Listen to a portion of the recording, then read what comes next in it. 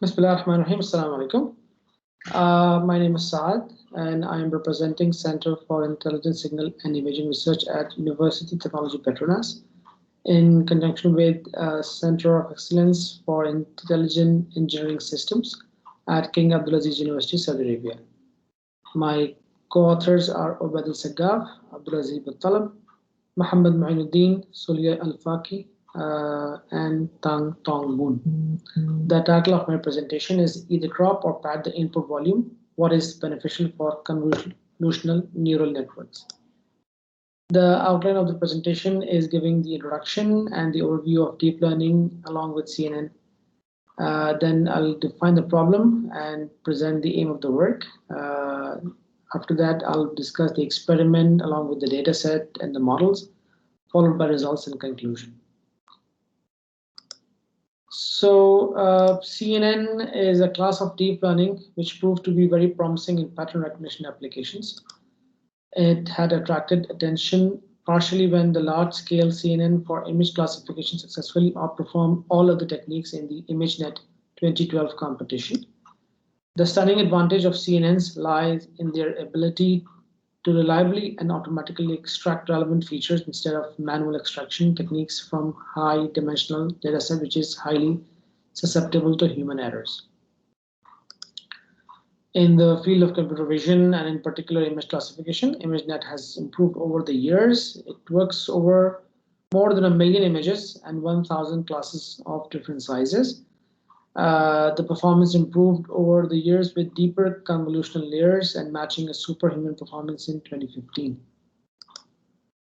As we can see that the deep learning has become deeper and deeper with improved error performance. You can see that the layers are increasing until 152 and with the reduced error.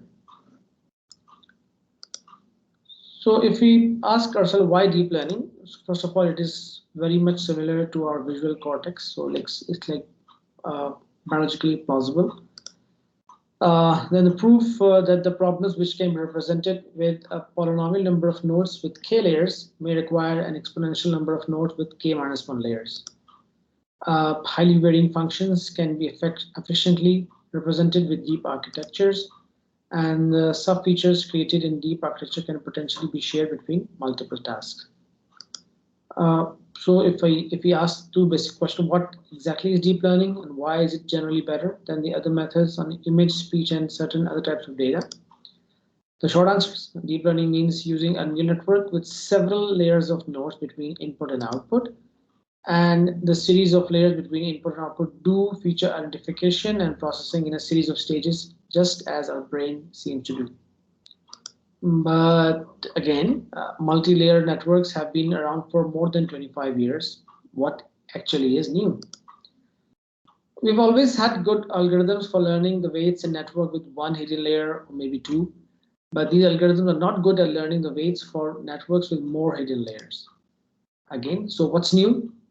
The new thing is algorithms for training the many layer networks. So algorithms are like improving day by day. Deep learning basically learn the representations. So for a general data set of images, let's say for faces, we go down further to the object models, and then we go down further into object parts. So we just don't look at the face, but we also look at each of the parts in the image. And we go further down to edges, so you can see that how deep we are going until the pixels as well. So basically deep learning is learning until the pixel level of the image. As you can see in this image, that this image is like sort of windowed into small, which is coming here, and then it is like further sort of refined into smaller and then smaller and then smaller, deep down until a single pixel. Could be single pixel, and we have some convolution layers and max pooling layers that depend on how deep we want to go. So convolution layer filters work on every part of the image, therefore they are searching for the same feature everywhere in the image. So they are trying to find similar features in the same image, and all the images. Max pooling sort of downsizes or like sort of reduces the dimensionality. So we can see that this max pooling is just taking the maximum of each window like this. Then we also have a dropout, which randomly drop units along with their connections during training. It helps to learn more robust features by reducing complex co-adaptations of units and alleviate the overfitting issue as well. And then, of course, we have the full brute force, fully connected layer, where each node is fully connected to all input nodes. Each node computes weighted sum of all input nodes. It has one-dimensional structure. It helps to classify input pattern with high-level features extracted by the previous layers. So we can define the problem as the lower level operations in CNN, such as convolution, stride steps, pooling, backpropagation, etc., are implemented differently using different tricks in the available deep learning libraries. The output of any layer in CNN is related to the input size, which is the larger of the row and column of the input image. Filter size F, the larger of the row and column of the kernel filter. Zero padding size P, and the stride size S as given this equation 1. Now the feature map size is floating point for any given scenario. It is desired to achieve integer value using certain operations. Among these operations, cropping and padding the input volume are the two well-known operations that are also implemented differently in order to handle input volumes when the stride hyperparameter value gives a pre-calculated output that is not an integer. Now the question is, which one of the following two operations, cropping or padding, will be more useful in the performance of CNN? Moreover, the question of interest is to know what are the performance measures that can be improved with the proper choice of above operations. So the aim of the work is to investigate either cropping or padding, which one is more effective in the CNN performance. Also, this work will investigate empirically the performance of the two methods in CNN implementation for classification problem on a given data set, and also investigate which performance measure are more affected by the change of the above mentioned hyperparameters. The experiment, talking about the experiment, the software used is a third-party MATLAB library for CNN called MatConvNet, found in this reference.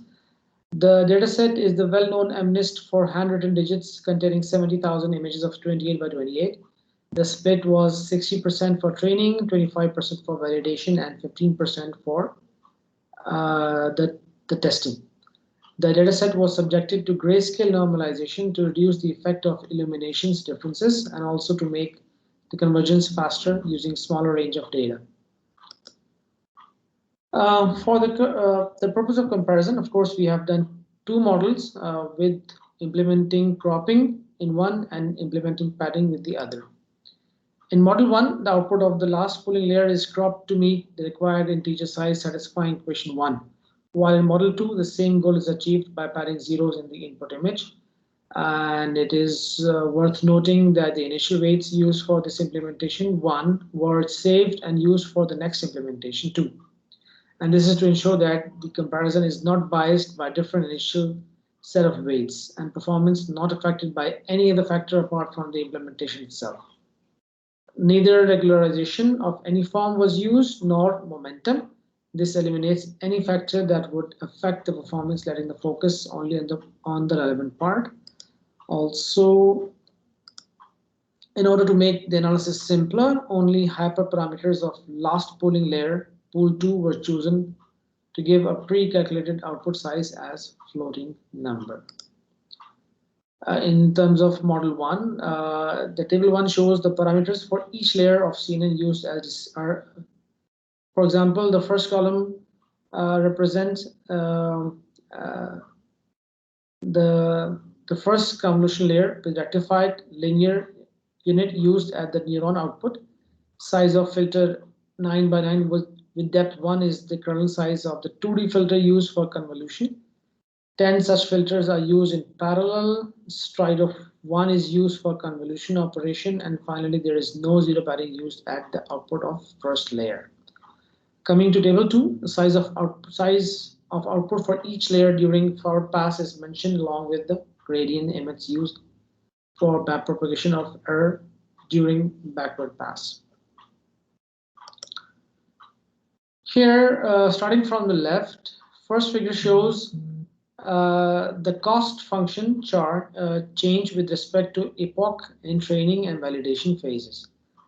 Second figure shows the increase in accuracy with respect to epochs for the highest one among various Monte Carlo runs. And the third figure shows the average accuracy of the top 5 best performance in various Monte Carlo runs. Here is the output size for model 2, similar to what mentioned in table 2. So this is similar to table 2.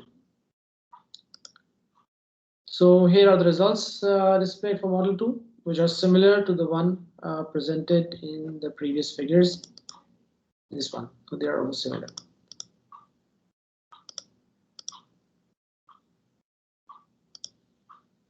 Here, the left 3 bars are showing accuracy for training, validation, and testing of model 1, while the right 3 bars for model 2.